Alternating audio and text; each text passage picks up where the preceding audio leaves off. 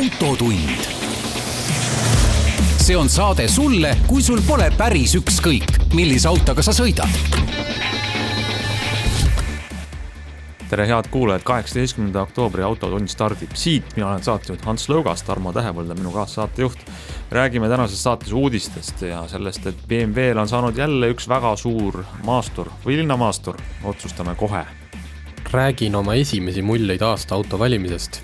Eestlased registreerivad luksusmaasturid kaubikutena. Huvitav, miks? Tallinnas oli näha väga salajasi Rolls-Royce, võib-olla kaubikutena. BMW elektriautod muutuvad ja me otsustame, kas see on hea või mitte. Selline uudiste osa ja saate teises pooles on meil külaline Maanteeametist, kes räägib meile ära, kuidas ja miks Eestis juhiloa taotlemine muutub. Mis kõik muutuma hakkab, siis kuulake saadet. No nii, BMW X1 on meil olemas, X2 on vist ka olemas, X3 on meil olemas, ja. X4 on lausa olemas, X5 on olemas, X6 on olemas, siis on loogiline number järgmine X7, värskelt sel nädalal avaldatud BMW uus, kõige suurem maastur. Jah, BMW alati peab ju millelegi vastus olema ja see on BMW vastus Mercedes GLS-ile, et ühesõnaga, kui te autodest väga palju tead, ärge siis vaevakegi ennast, et need on need kõige suuremad linnamaasturid, kuhu üks point on see, et sul oleks hästi suur auto ja teine on siis see, et seal on kolmandas istmereas reaalselt ka natukene ruumi. Kas see X7 ja see on X7 puhul on välja toodud eraldi ka fotodel, et teises või kolmandas istmereas on kaks sellist eraldi istet, mida nad väidavad, et on täismõõdulised lausa oma topsihoidjate ja käetugedega.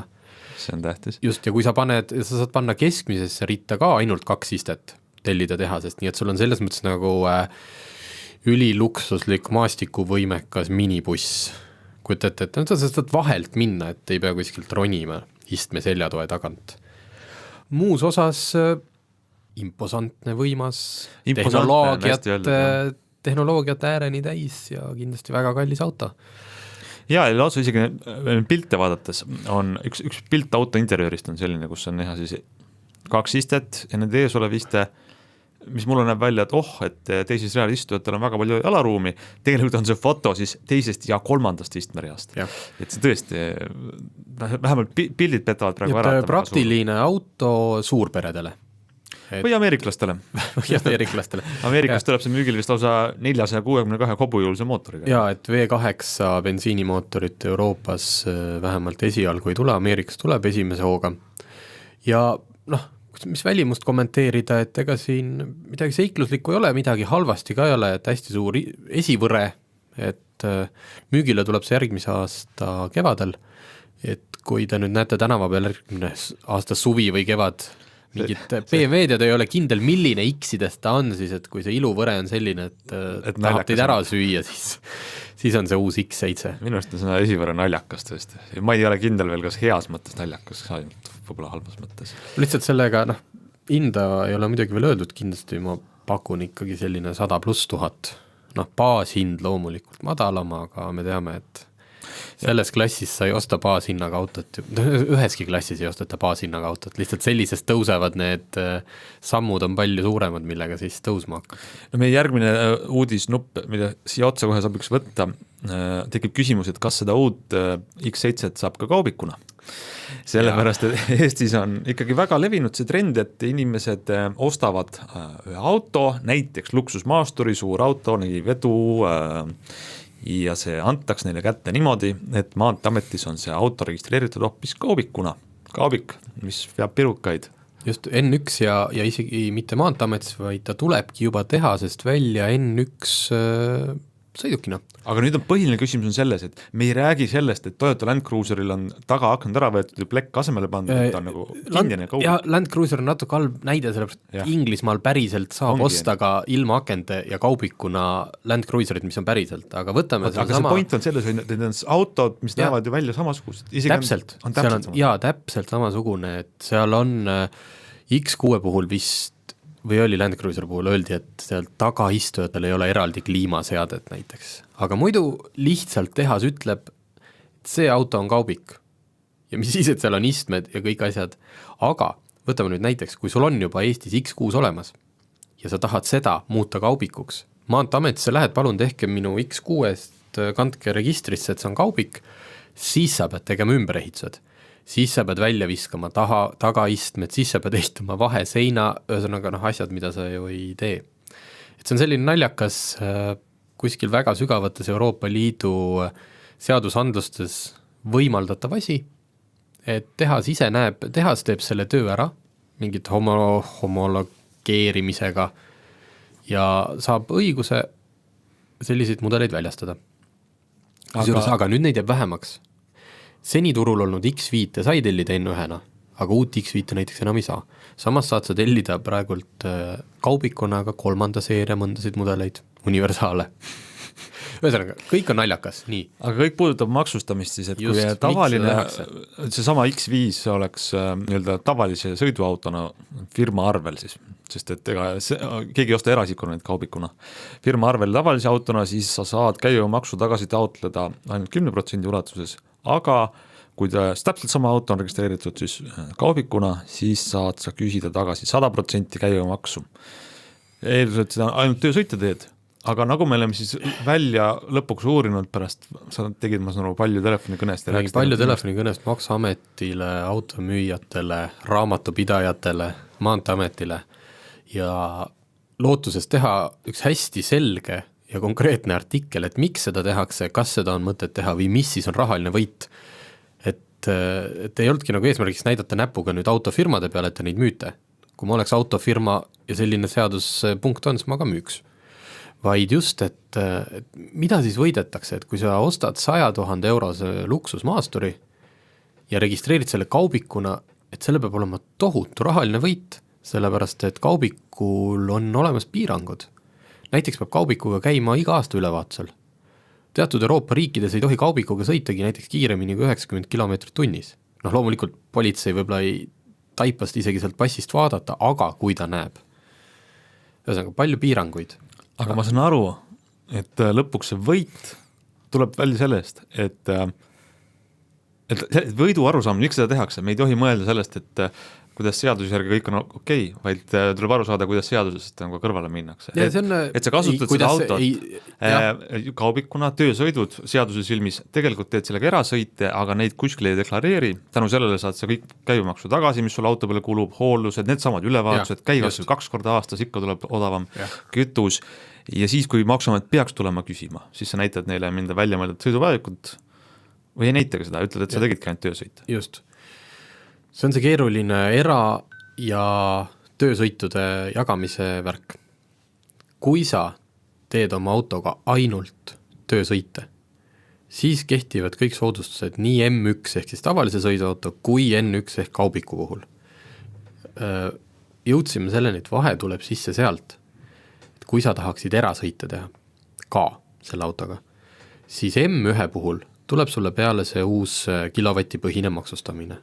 Mida suurem ja võimsam ja kallim luksusmaastur on, see tuleb seal 100 eurosid sul juurde maksta, erisoodustusmaksu. Aga N1 puhul siis saab teha niimoodi. Sa hüvitad nagu oma firmale selle nagu rendiks, et ongi, et siis sa võtadki näiteks need nädalavahetuse päevad, annad selle kaubiku oma ettevõttele, või tähendab, ettevõtte rendib sulle seda 8 päevaks, ma saan aru, ise ütled hinna, see on meil veel täpsemalt uurimisel, et kust see hind tuleb. Ühesõnaga, see on korralik optimeerimine, mis kasutab ära seaduses selleks olevaid võimalusi, aga see ongi vist, kui vaadates neid kommentaare, mis sinu loo järel tulid ja kõik nutikad Eesti ettevõtjad seletavad asja, siis mulle tundub, et see on nii, et kui sa oled seadusekuulekas inimene, siis on see võit väga väike N1-ga. Ja kui sa ei ole seadusekuulekas inimene, siis on see võit päris suur.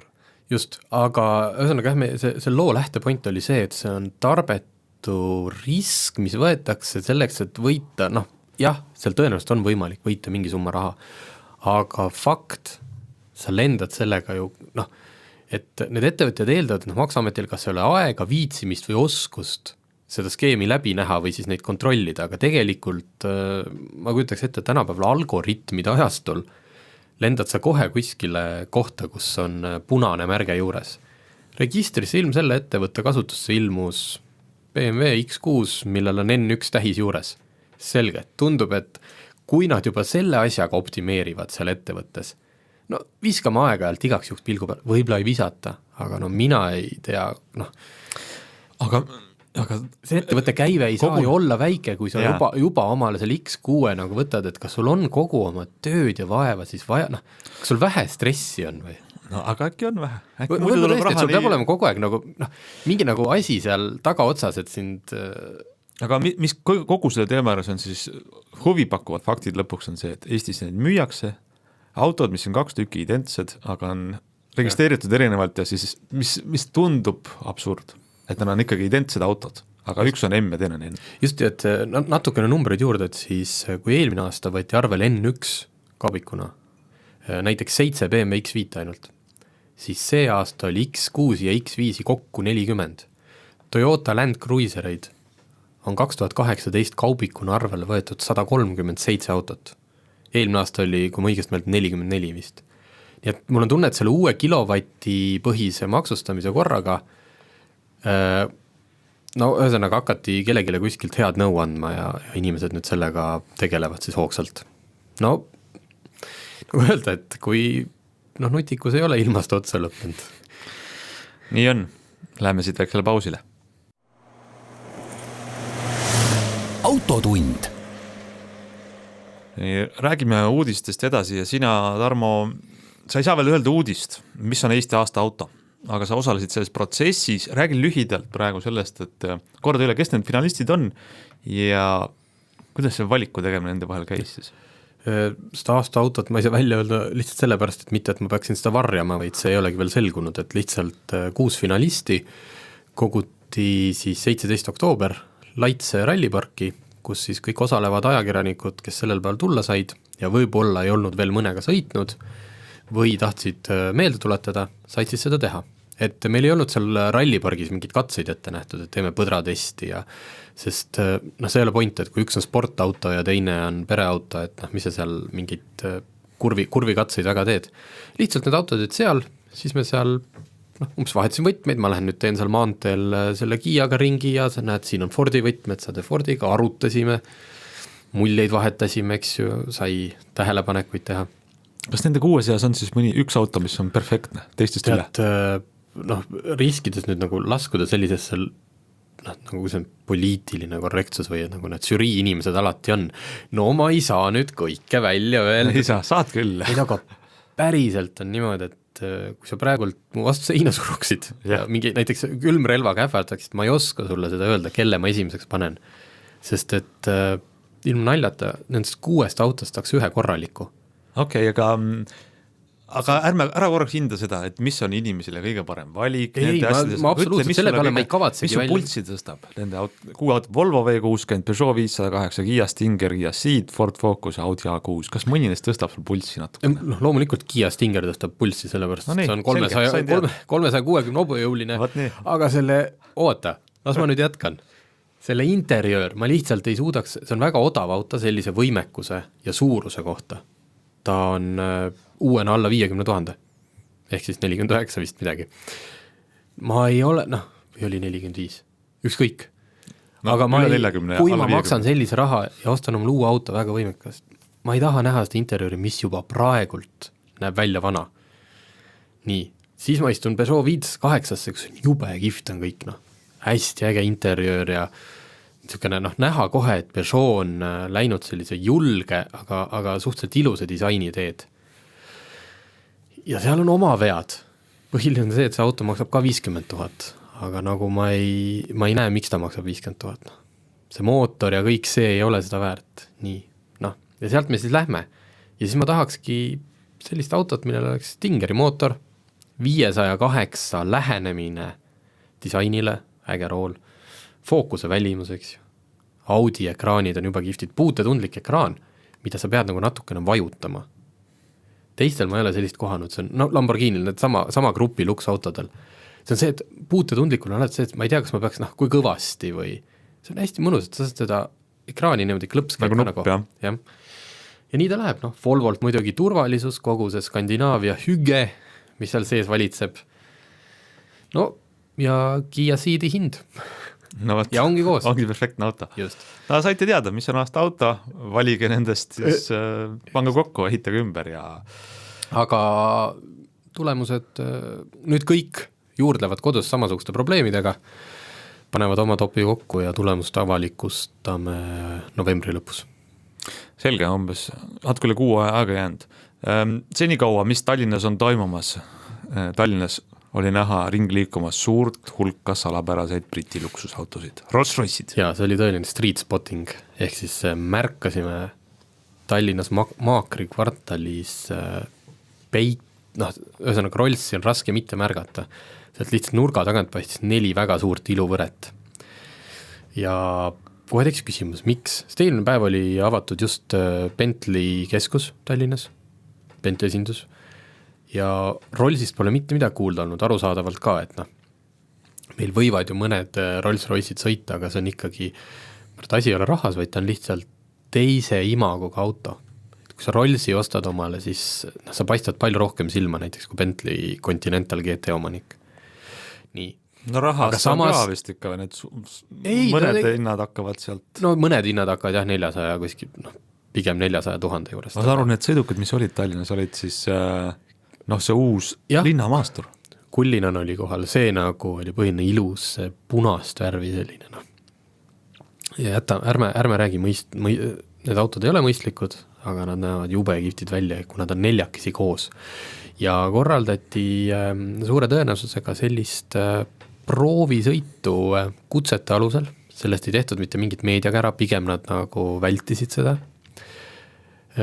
Tesla näiteks käib aeg-ajalt, Soome esindus käib Tallinnas tegemas proovisõite, aga nemad ikkagi reklaamivad ja tulge. Ja olen isegi käinud sellisel, jah, nemad teevad ikka panevad kella külge, aga see nägi välja süke... Saksamaa numbritega, üks Kullinan ja siis seal Phantom, Price ja ma ei mäleta, mis see 4 oli.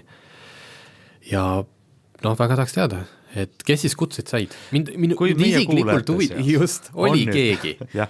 Siis ma tahaks teada, kuidas te olete sattunud listi, kuhu saadetakse Rolls-Royce'i. Aga võib-olla on see väga lihtne vastus selle küsimusele, kui me vaatame autode hindu. Ja sa oled inimene, kes seda võiks osta. Ja, aga see ei ole ainult see, et palju sul kontol raha on. Vaata, sa pead olema ka selline inimene, kes ostab Rolls-Royce'i. Sest kui me võtame nagu selle äripäeva top, ma ei kujuta ette, et TransferWise'i omanikud või nüüd Markus Villi, saab kutse ja siis üks äkki sõidab ta Rollsiga ringi, et need on mingid, natuke teistsugust sõidab Taxify'd sellega. Aga kui keegi meie kuulajate seast teab kedagi, kes sõitis Rolls-Royce'iga ja tahaks oma kogemusi jagada teistele autojuhtidele, Eesti liiklejatele, et jääks arvestada, kuidas Rolls-Royce'iga on Eesti teel sõita. Ja kui kellelgi on see nimekiri Eesti sellistest inimestest, saatke see ka meile. Meid lihtsalt huvitab, me ei avalikusta seda. Saatke. Meil on veel uudiste lõpus ära mainida, jõuame vast ühe teema veel, et BMW-d peale selle, et on valmis saanud uue ja väga üsnagi traditsioonilise linnamaasturi X7, välja arvatud see võre, siis samamoodi on nad ka teinud tööd oma elektriautodega. Ja see oli kurb uudis, mis tuli. Nii, see on siis i3 on meil praegu väljas ja teine on siis i8, see sportlikum mudel. Ja uudis on selles, et nad tahavad muuta nende elektriautode välimuse rahulikumaks, traditsioonilisemaks. Vale viga, sellepärast, et i8 on välimuselt üldse kõige ägedam auto, mis praegu turul on. Ta ei ole kõige võimsam, ta ei ole kõige võimekam, ühesõnaga 100 häda, eks ju, miks ta võib-olla seal 160 000 autod hinnaklassis ei ole müügihitt, aga ta on vaieldamatult kõige coolim auto üldse. Ta on 20 aastat teistest ees disainis. See on see auto, mida sa näed kõikid ulmefilmides. Ma olen tegelikult 100% nõus. Et ei ole vaja midagi rahulikumaks teha, terve tänav on rahulik autosid täis. Kui sa vaatad seda autodisaini seisukohalt, siis on sul täiesti õigus, jah. Aga kui sa vaatad seda ühe suure börsifirma seisukohalt, kes peab müüma palju autosid, ei tehke sinna teine liin kõrval, tehke igavaid elektriautosid ka, aga ärge seda nagu see ei ole ja ei lähe kokku jah, raha. Mina ütlen alati, et sellised kulud tuleb siis kanda sinna turundusosakonda ja brändingu arvele ja osta vähem võib-olla postereid kuskile isegi liiga kallis, eraldi koostööliin liiga kallis, 6 kere, aga ma olen sinuga nõus, see on väga ilus auto. Aga tead, see on selline asi, et need võib-olla märk sellest, et vähemalt BMW, maailma ühe suurima prestiižima toote jaoks elektriautod on saamas selleks sellisest asjast, millega peab tähelepanu püüdma, on saamas tavalisemaks. ma ei tea, see iX3 peaks olema siis järgmine nii-öelda tavaline siis, mis on siis linnamaastur või? Mis jah, peaks... nagu need Jaguar E-Pace, Audi e-tron. Ja mis näeb välja kontseptinagi väga X3-lik, väga tavaline, ainult natuke veider esivõre jällegi. Nii et kurb, ma olen sinuga nõus, aga selline reaalsus. Aga siis peaks minema ruttu i8 oma last. Jah. Kuniks veel on. Jah, mul on lepin i3-ga ka. Väga kihvt auto tundub, aga i8 on ka kihvt. Meie uudised olid need ja pärast pausi räägime edasi sõidu- ja teooriaeksamist Eestis. Jääge kuuldele. Autotund. No nii, autotund läheb edasi. Meil on nüüd, meie stuudios on külaline, kelleks on Maanteeametist Tarmo Vanamõisa, kes on sealne eksamiosakonna juhataja ja põhjus on kindlasti juba paljudele kuulajatele teada, et Eestis on oluliselt muutumas see, kuidas inimesed siis Maanteeametilt saavad lõpuks selle loa kätte, et nad võivad autorooli istuda. Muutub nii sõidueksam kui teooriaeksam. Alustan esimese küsimusena sellest, et aastaid on see kord ju paigas olnud, miks seda üldse on vaja olnud muuta? See tänane kord on kehtinud nüüd alates 11. aastast. Vahepeal on tehtud väikeseid kosmeetilisi muudatusi, mis tuleneb muudest seadusest, aga põhimõtted on paigas juba viimased 7 aastat.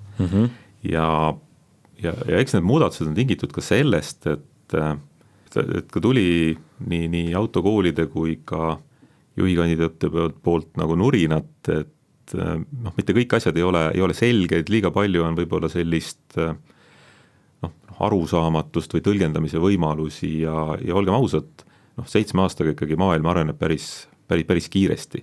Ja eks me vaatame ka, mida naabrid teevad, kuidas seal on asjad üles ehitatud ja kui me tahame minna ka paremaks, siis muidugi tuleb ühelt maalt muudatus ette võtta. Ja võib-olla mõnikord ongi vaja teha mingeid asju kohe ja korraga, mitte juppaaval. Sest et see juppaaval tegemine ei pruugi alati ka õige olla, et võib-olla on mõistlik ära teha korraga, võib-olla tundub see mõne jaoks liiga kiire või radikaalne, aga me leiame, et ei ole mõtet nagu nende asjadega eriti venitada. Enne kui me sisu juurde läheme, muudatuste sisu juurde, siis kordame üle selle, et millal siis uuendused kehtima hakkavad? Nii, see on nüüd selles mõttes hea küsimus. Et täna on meil nüüd määrusministeeriumis, ta on korra meie juurest veel uuesti läbi käinud, juriidilised parandused, mis tulid, on sisse viidud, täna ta on ministeeriumis laua peal. Ma täna ei oska teile öelda täpset kuupäeva. See nüüd sõltub, millal nüüd koolide kooskõlastusring ära saab tehtud ja millal ta läheb siis, nagu öeldakse, sellisele nagu allkirjastamisfaasi. Meil soov on, et see, mis puudutab nüüd harjutamist või selle harjutuste osa, eksami läbiviimise osa ja hindamise osa, et me saaksime selle põhimõtteliselt nagu jaanuarist. Aga muude asjadega võib minna kuni 3 kuud, ma olen seda ka ennem öelnud, et määruse jõustumisest kuni asjade ümbertegemiseni oleks mõistlik anda koolidele vähemalt 3 kuud aega. Miks nii lühike? Sellepärast, et me oleme tegelikult seda teemat juba nii palju rääkinud, arutanud, läbi vaielnud, et täna ei tohiks nüüd küll keegi öelda, et tal informatsiooni ei ole. Ja kui me oleme nüüd kindlad, et see määrus hakkab nüüd kuskile jõudma, siis alates novembrist me teeme niinimetatud Eesti tuuri jälle, kus me käime kõik nagu suuremad keskused läbi, võtame autokoolid kokku ja üksi pulgi seletame kõik asjad lahti, nii et tegelikult selle ettevalmistusfaasi teeme ette ära. Nii et kui määrus saab allkirja, siis selleks ajaks on tegelikult koolidel juba info olemas. Ometi on osa inimesi praegu, eks sõiduõppe on pooleli kuskil koolides, võib-olla on just alustanud, võib-olla on seal lõpus viimase 10. peal. Kui nüüd see määrus muutub, kas see mõjutab neid, kellel siis on nagu õpingud pooleli? Ta hakkab mõjutama neid, kes tulevad kooli sellest hetkest, kui määrus on jõustunud. Need, kes teevad vanamoodi asju, saavad omad asjad lõpuni teha. Aga ma olen ka öelnud, et tegelikult osad asjad, mis nüüd nagu määrus on sisse kirjutatud, mis puudutab hindamist ja sellist nagu kompetentsipõhimist lähenemist, siis tegelikult me oleme seda teinud juba viimased pool aastat. Nii et me mingeid asju juba täna integreerime omas tänase eksamile, nii et ei tohiks tulla mingeid asju väga nagu üllatusena. Just see, mis puudutab seda tagasisidet ja selliseid hindamise asju. On küll selge pilt, aga räägime sellest võib-olla sellest kõige viimasest ja tihti kõige rohkem tähelepanu saavast osast, kui inimene õpib autojuhiks, siis on see kõige, just kui õpitakse eksamiks, eks ikka, nagu ikka. Kuigi eksamiks õppimine peaks ette valmistama meid selleks, et mis reaalses elus ootab. Ja me eksam koosneb teooriast ja siis sõidupraktikast, sõidueksamist. Mis selles teoorias hakkab siis olema teistmoodi või kui te ütlesite, et selline kord kehtib siin aastast 2011, kas selle teooria, mida inimene peaks teadma sõiduki ja liikluse kohta, on see selle ajaga muutunud, et seal teoorias eksamis on vaja teistsuguseid asju kontrollida? Jah, eks see teooria ülesehitus ongi selles mõttes nagu erinev, et on sellised küsimused, mis on puhtalt, mida sa pead teadma, siis on seal sellised küsimused, kus sa pead natukene seda situatsiooni, mis seal on kirjeldatud või pildina antud, analüüsima, aga eks need küsimused on juba tegelikult aastaid vanad, eks me neid täiendame, vahepeal parandame, võtame vananenud ära, paneme mingeid uusi juurde, aga mõistlik oleks teha ja mida me ka teeme, et meil on täna hange on lõppjärgus, varsti läheb ta välja, et me teeme omale ikkagi suhteliselt suure küsimuste panga, üle 2000 küsimuse, mis siis hakkavad ringlema. See nüüd puudutab kõiki kategooriaid, A-kategooriast kuni siis rasketehnikani välja. Ja mis tuleb muutus, kui täna on võimalik valida mitme erineva õige variandi vahel, siis jälle võttes arvesse seda teiste maade kogemust ja seda, et tegelikult liikluses on ka juhil ju reageerimiseks ainult üks võimalus. Siis toome, nagu öeldakse, selle unustad vana juba tagasi, et tegelikult seal vastustes jääb vastajale üks õige vastus, mitte enam 2 või 3. Kuidas see nüüd oli? Minul on teooria eksamist möödas ja ka palju aastaid me mäleta, et kas see, kui praegu on mitu õiget vastust, kas siis peab inimene märkima ära kõik õiged või saab ta läbi ka siis, kui märgib ainult ühe õige? Ei, tal peab olema ära märgitud kõik õiged vastused. Kui ta õiget vastust ka näiteks teist ära ei märgi, siis ta loetakse et ta on valesti vastanud. Aga mida me tahame teha, ongi see, et me tõstame nende situatsiooni lahendamiste ja arusaamiste osakaalu eksamil oluliselt. Et ei ole tuimalt märkide või mingi sellise teekatte märgistuse või mis iganes muu asja klõpsimine ja lihtsalt pähe tagumine, vaid pigem see situatsiooni lahendab, saab aru, mis selles situatsioonis nagu teha. Ja see osakaal läheb ühes selles teooriaeksamis ikkagi suhteliselt suureks. See näeb tavaliselt välja küsimus sellisena, et näiteks pilt ristmikust või mingi olukorrast liikluses ja peab otsustama, mis on õige käitumine. Jah, põhimõtteliselt nii lihtsustatult öeldes võib ta selline olla. Seni on ju teooriaeksamis ka tehnilisi küsimusi sees, mis puudutavad autotööd, autotehnilist korrashoidu, muid asju. Kas need jäävad samasmoodi alles või muutuvad? Nüüd tenniste küsimustega ma pean silmas praegu B-kategooriat eelkõige. Jah, ma saan aru. Tennised küsimused ei kao nagu selles mõttes kuskile. Et jäävad sellised üldised küsimused, mis sobivad kõikidele kategooriatele, sellised üldteadmised. Spetsiifilisemad küsimused lähevad rasketehnikale, kus juht peab natukene rohkem teadma kui tavaline B-kategooria juht. Aga B-kategooria juht peab aru saama sellest, mis juhtub, kui armatuuris hakkab põnema näiteks mootori, aku või ABS-i tuli, et mida ta siis teeb, kas ta võib edasi sõita, peab ta peatuma või saab see mingi asja ise korda teha. Kui tagant hakkab tulema näiteks sinist või musta suitsu, et mida see võib tähendada. Et nagu sellised asjad, mis igapäevaliiklusel on vaja, peaks nagu juht suutma ka seal ära vastata, et see teine küsimuste pool läheb nagu selliseks, aga ei küsime siin mingit detonatsiooni või mis iganes muid asju, nagu siin kunagi küsimustes oli. Aga laias laastus teooriaeksami suurus või maht, kui palju nüüd inimene peab vaeva nägema, koolitama ennast, et see teooriaeksam läbida, kas see laias laastus jääb samaks või muutub? Küsimuste arv, mälumend ei peta, oli vist on 40 küsimust senise 30 asemel, et küsimus tuleb juurde natukene. Aga teooria on tegelikult ju väga tähtis osa, et minna edasi sõidu peale, et teooria pealt ei saa anda ka mingit nagu öeldakse tagasikäiku. Teooria peab olema selge ja te peab oskama seda teooriat nüüd selle sõiduga ka rakendada, sest et üksi teooria pähe tampimine ei anna mitte midagi. kas need teooria, jällegi mina olen selles mõttes hea küsija, et on autokoolist ja sõiduõppest väga palju aastaid möödas, aga kas need teooria eksami küsimused saavad ka olema edaspidi niimoodi, et on selles mõttes õpitavad, avalikult saadavad, et inimene, kes käib koolis, saab harjutada läbi kooli teooriaeksamit täpselt samade või sarnaste küsimustega, mis tulevad siis Maanteeameti teooriaeksamit? No tegelikult on täna koolidel olemas ju väga suured andmebaasid oma küsimusi.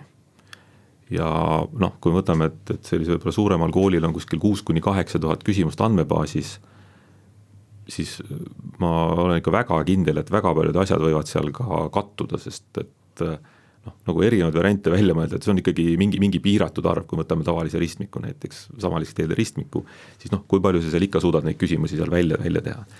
Me oleme selles mõttes seda arutanud, et ma tean, et osas riikides on need küsimused, kõik on avalikud. Täna nad on Maanteeameti omand ja täna me neid hetkel ei avalikusta, aga me oleme võib-olla selle mõtte nagu välja käinud, et mingi osa võiks sellest olla ka avalik. Sest ega seal päheõppimisega nagu mingit tulemust ei saa, et sa pead ikkagi teadma. Sest ka täna on see võimalus, et sul võib sattuda samalaadne küsimus 2 korda ette, aga kas vastuse sõnastus või järjestus on teistsugune. Nii et kui sa vaatad, et et see pilt mul juba korra oli, esimesed 2 märkisin ära, et need olid õiged, aga nüüd on vale. See tähendab seda, et panna inimest nagu mõtlema ja lugema. Nii et ütleme niimoodi, et ma olen selles mõttes nagu avatud, et jah, mingi hetk võiksid nad olla mingis osas avalikud, aga ma ei usu praegu, et võiksid kõik olla, laseme võib-olla mingi aja mööda. Aga kas on see olukord realistlik, et paari kuu pärast on nüüd Maanteeamet uue teooriaeksami valmis saanud, uued küsimused, aga autokoolides on küsimused ikkagi veel vanad? Ei, aga autokool peab ikkagi ka, ega nad teevad ju tegelikult kogu aeg juurde. Ja neil on see ka teadmine juba tegelikult tükk aega olemas, et mismoodi me plaanime seda langet nagu läbi viia, nii et kes tahab ja kes on asjast huvitatud, tema saab ikkagi oma asju järjest nagu uuendada. Sest et siin on nagu koolil nagu vabad käed, et tema on tähtis, et tuleks välja see juhikandidaat, kes on valmis ja kuidas ta teda õpetab ja mis viisil, et see on nüüd nagu puhtalt kooli oma teha. Selge, räägime kohe edasi sõidueksamist, aga teeme siia lühikese pausi. No nii, räägime edasi Maanteeametist Tarmo Vanamõisaga, kes on sealne eksamiosakonna juhataja ja me rääksime üldiselt sellest, miks asjad muutuvad ja kuidas teooriaeksam muutub. Sõidueksam on see viimane asi, mis tuleb ära teha, enne kui inimene saab juhtimisõiguse. Kui me räägime siis, ükskõik mis kategooriast. Ja sõidueksam muutub ka ja seal tulevad muutused, mida Maanteeamet on juba paljastanud ja rääkinud, kuigi ei ole veel asi lõpuni ametlik. Need muutused on ikkagi üsnagi suured. Et sõidueksam on üsna teistsugune. Kas mu kokkuvõte on õige? Ta nagu väga teistsugune ei ole, et ta on ütleme niimoodi, et ta on võib-olla natukene läinud loogilisemaks, mõistetavaks ja inimesed saavad ka paremini aru, et mis seal tegelikult toimub. Sest et kui te vaatate aastaid tagasi, siis me oleme tegelikult ju avalikult rääkinud nagu väga lahtiste kaartidega viimased nagu 2 aastat, mis nagu toimub, mis tegelikult on, sest mitte kunagi ennem ei ole see teema saanud nii palju tegelikult meedia ja kõikvõimalikud tagasiside kui need viimased ajad. Sest kui palju inimesi teeb seda näiteks, nagu me võtame selle kõige levinuma B-kategooria juhiloa, palju inimesi aastas umbes tahab saada sellist juhiloa? Sõltub aastast kuskil 12-14 000, täna statistikat vaadates ma usun, et see number jääb 12 000 peale, kes tahavad omal esmakordselt B-kategooria juhiloba teha. Kas seda mõjutavad ka siis meie mingisugused iibe aastakäigud ja nii edasi, et mingil ajal vähem 18-aastased ja rohkem 18-aastased? Üks mõjutus on see, aga nüüd vaadates meie põhjanaabreid, siis tuleb ka meile see tendents, et noor inimene kasutab pigem ühistransporti. Kuna ühistransport on läinud mugavaks, bussid on läinud väga heaks, tal on aega selle sõidu ajal tegeleda kooli või tööasjadega ja kuna ma ka ise sõidan väga palju linnade vahel ka bussiga, siis ma näen, et tegelikult see kasutatavus on väga tõusnud ja kaobki ära vajadus üldse omal autot muretseda, sest sellega kaasnevad igasugused probleemid. Hooldus, parkimine Tallinna kesklinnas, see on ikka päris kallis lõbu, odavam on bussiga sõita. Täpselt sama trendi räägitakse läänemaailmas igal pool, jah, et noored teevad nagu ikkagi natuke vähem neid juhiluba. Aga sõidueksam, mismoodi see nüüd siis erinema hakkab? No sõidueksami kestus jääb ikka 45 minutit, nii nagu ta on ka täna puhas aeg. Ja seal see siis on harjutuste osa ja vähemalt 15 minutit asulavälist sõitu, ehk siis nagu öeldakse sõitu trassi peal. Ja selle aja sees siis on eksamineerijal vaja ära kontrollida teatud hulk tegevusi, kuidas siis inimene arvestab kaasliiklejatega, kuidas ta vaatab liiklusmärke, kõikvõimalikud ristmikud, jalakäijad, kogu pakett, mis on ka määruses toodud, tuleb nagu üle kontrollida, siis 15 minutit, et inimene suudaks lubatud piirkiiruse, lähedase kiirusega trassi peal sõita, piltlikult tähendab seda, et ta suudaks seal ikkagi 90 või 85 või 87 nagu seda kiirust hoida, saaks aru, mida tähendavad kiirendusrajad, aeglustusrajad ja kogu see temaatika ja siis harjutused, mida on siis 3 tükki, 2 tükki on siis kindlad, mis peavad olema, on siis parkimine ja piiratud alal tagasipööramine ja siis 3. on see, mida eksamineerija valib vastavalt sellele, kas see harjutust on võimalik see hetk teha või mitte. Samamoodi ka siis see parkimine ja tagasipööramine, et eksamineerija valib selle koha, kus see on võimalik nagu läbi viia.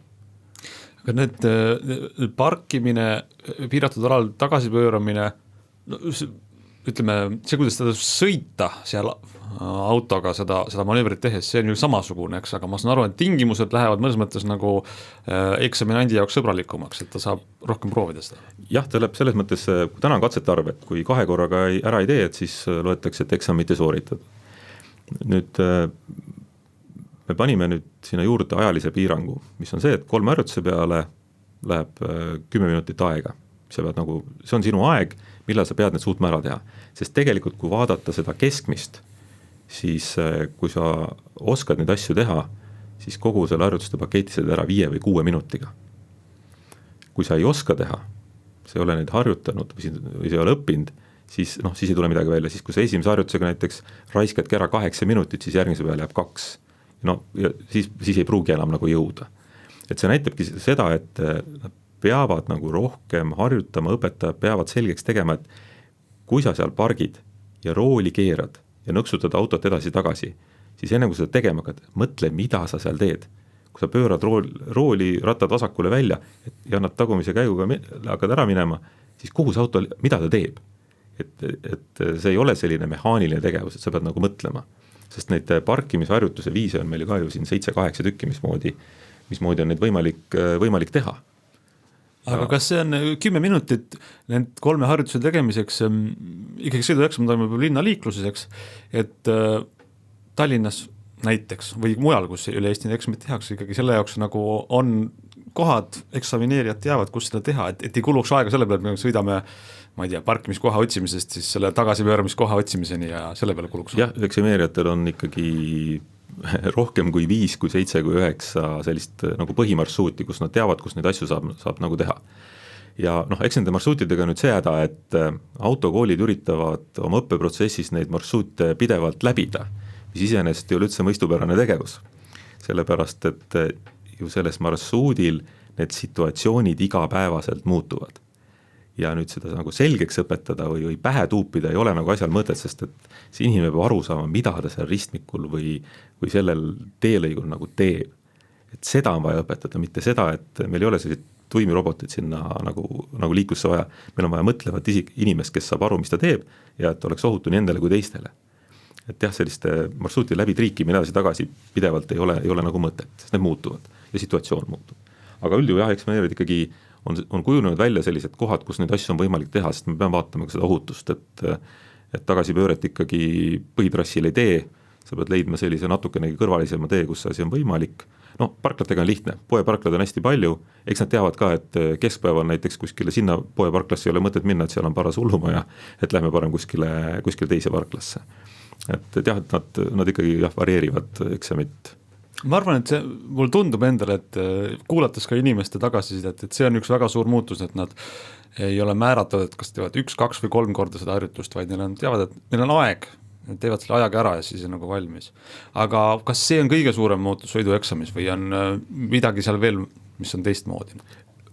üks teistmoodi on nüüd see hindamise teema, et kui senimaani ta on olnud ikkagi veapõhine, siis täna me juba hindame pigem kompetentsi, et inimene saaks liikluses hakkama ja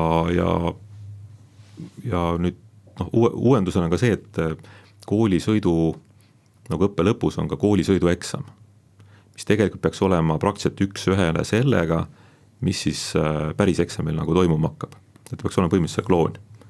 Ja seal peaks ka hindama õpilast siis nende parameetrite põhjal, mis on ette antud, see arvestamine teiste liiklejatega, sõiduki käsitsemine ja siis ohutu sõit. Ja me hindame nagu võtame kolmepallisüsteemis, et on arvestatud tingimustega või siis mitte arvestatud.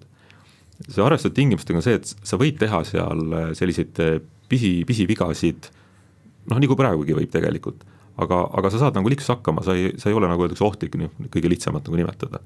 Sa arvestad teistega, saad hakkama ja sulle võib anda juhtimisõiguse. Kui sa nagu hakkama ei saa, siis on mitte arvestada, on asi lihtne. Nii et mis on võib-olla täna osadele on üllatus see, et eksamineerija küsib alguses, et kuidas te ennast hindate, et kuidas te hindate oma sõiduki käsitsemist, näiteks viiepallisüsteemis. Et kuidas te arvestate seda, et kuidas te nagu teiste liikletega suhtlete, et saate nagu tee peal hakkama või olete närvised. Täna juba küsitakse juba pikemalt nagu neid küsimusi, et mõnel on see üllatus, aga need autokoolid, kes seda juba kasutavad, nende õpilastel on lihtsam. Et selline eksamieelne dialoog võtab ka natuke seda närvipinget maha. Ja pärast on siis kokkuvõte, mitte loetet üle sinu nagu vigu, vaid öeldaksegi, et mis seal siis nagu eksamil toimus. Jah, kindlasti öeldakse ka neid kohti, et kuule, et seal ülekäigu rajal on andeks, ei lasknud jalakäijat üle tee, et midagi teha ei ole. Ja et asja nagu ikkagi see lõpuks sisu jääb samaks, et kui see hinnatakse nagu kogu kompetentsi, aga kui ütleme piltlikult öeldes akadeemia ringil ikkagi sisemelt rajalt välimisele reastudes ei näita suunda ja liiklusohtlik olukord, siis ta... Põhimõtteliselt ikkagi jah, selles mõttes, et need niinimetatud fataalsed vead, mis on ka täna, et mis lõpetavad sõidueksami kohesed, need ikkagi jäävad, sest et me ei saa lasta seda, et auto puruks sõidetakse või keegi surma saab või viga, et seal ikkagi eksamineeri sekkub ja see jääb kõik nagu samaks. Nii et tegelikult, kui me võtame nagu seda üldist plaani, siis on sellised nagu öeldakse, pisimuutused, asjad lähevad loogilisemaks, rõhutan, mitte midagi ei lähe lihtsamaks. Et me näete seda ajakirjanduslikuks liianduseks. Nii, et ühesõnaga, et see, teie ütlete, et teile mitte lihtsam ei ole, aga siis on... Ta on elulisem, loogilisem, sellepärast, et võtame sama parkimisharjutuse. Mida me nüüd ka uues määrus lubame rohkem teha, on see, et korrigeerida. Me isegi, kui me sõidame joonte vahele, paikneme valesti, mida me teeme? Me korrigeerime.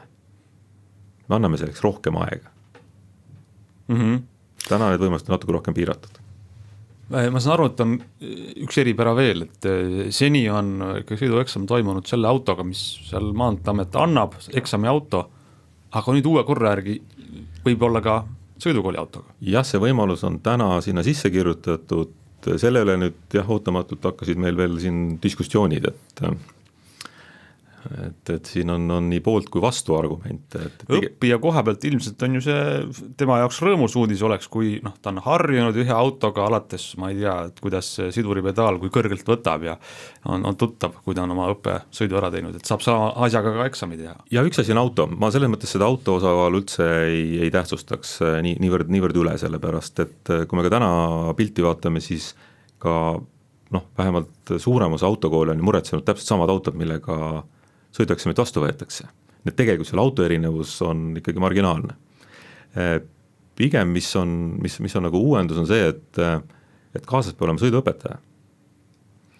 Aga me ka täna näeme seda, et ka täna on võimalik sõiduõpetajal kaasa tulla eksamile, aga täna siis see juhi kandidaat väga paljudel juhtudel ei taha seda õpetajat kaasa, sest et ta kuidagi on nagu häiritud sellest, et autos on rohkem inimesi kui üks või kaks, aga see näitab ka seda, et tegelikult ka õppeprotsessi käigus peab harjutama inimest sellega, et autos on rohkem inimesi ja et autos ka näiteks makk mängib. Et sellised nagu pisidetailid, et kui ta on kogu aeg sõitnud nagu vaikuses ja oma ainult õpetajaga ja nüüd korraga tekib mingi situatsiooni muutus, siis ta lööb ta rivist välja. Et tegelikult on väga palju selliseid pisidetaile nüansse, mis mõjutavad seda juhi kandidaati seal roolis, nii et meil on juhtumid, kus õpetaja jääb kurva näoga auto kõrvale seisma, sõidetakse minema, sest et õpilane ütleb, ma ei taha õpetajat kaasa. Ta jääb mind rohkem närvi, kui ma praegu olen. Ja mis on täpselt väga eluline, sest et sul on autos 3 inimest ja keegi räägib valel ajal, siis päris autos peab sellega ju hakkama saama. Nii et selles mõttes jah, et ma ei oska täna öelda, et palju nüüd seda siis kui võimalus tekib nagu kasutama hakatakse, aga nii palju, kui ma olen rääkinud, siis osa koolid ütlevad, et jah, me hakkame kasutama rohkem, teised ütlevad võib-olla vähem, sest siin on nagu üks teine positiivne asi on see, et see vahetu otsene tagasiside, sest meil on täna ju tegelikult väga palju selliseid linnalegende, et mis nagu eksamil toimub ja pärast on mingisuguseid vaidlusi. Aga kui ikkagi õpetaja on kaasas ja need asjad räägitakse omavahel pärast läbi ja ka eksamineerija seletab ära oma otsuse tagamaid, siis kaovad need mõttetud vaided ja vaidlused meil lihtsalt ära. Et ma nüüd õigesti aru saaks, need omavahel, kas need plaanid on seotud või mitte, et saaks tulla näiteks sõidukooli või autokooli autoga eksamile ja siis sõiduõpetaja tuleb eksamile või need on eraldi asjad? Ei, selles mõttes, kui kooliautot kasutatakse, siis peab õpetaja kaasas olema. See on nagu tingimus. Selge, ühesõnaga meil on siin veel aega, lähikuudel ilmselt midagi ei juhtu, kõige varem võib-olla siis uuest aastast, jaanuarist, aga tuleb hoida silma peal, et kui kaugel uus määrus on ja siis peaksime meie ligi 10 000 või rohkemat inimest puudutav protsess minema siis saama moodsamaks. Jah, tegelikult see puutub rohkem, sest et ju muutub ka ju mootorate eksam ja muutub ka rasketehnika eksam, nii et seal on ka päris uued harjutused sees, nii et see muututab ka neid, nii et meil on see hulk kuskil 16-18 000 inimest, kes meil aastas nagu läbi käivad. Selge pilt, selline meie kokkuvõte praegusest seisust, hoiame teid kindlasti kursis, mis viimased täpsed plaanid on, aga aitäh praegu Tarmo Vanemõisa ja meie saade on läbi.